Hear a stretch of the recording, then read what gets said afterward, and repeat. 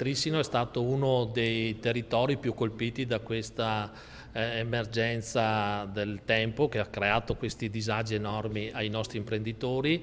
Le aziende interessate sono una quarantina e con danni molto rilevanti. Soprattutto che cosa? Tetti? I tetti, le impermeabilizzazioni, le vetrate, i portoni e l'inzuppamento da parte delle murature di tutta l'acqua che è caduta in questi giorni. L'economia, anche di queste valli, era nella difficile fase di ripresa dopo il lockdown. Molte le aziende avevano appena messo a punto le proprie strategie per reagire alla crisi.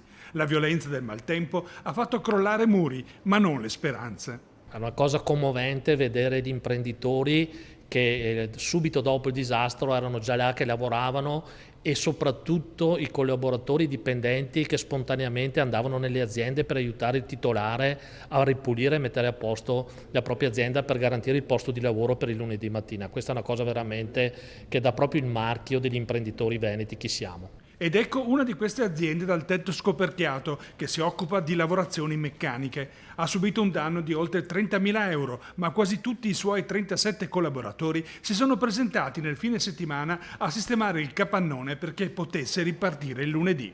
Qualcuno ha detto, secondo me giustamente, e dopo 2 giorni ha detto adesso cosa gli facciamo vedere alla protezione civile, quando già domenica il comune stesso ha fatto passare, diciamo, i mezzi per ripristinare anche la parte stradale all'esterno delle aziende. Quindi la difficoltà è quasi spiegare che dopo 2 giorni si è tornati alla normalità.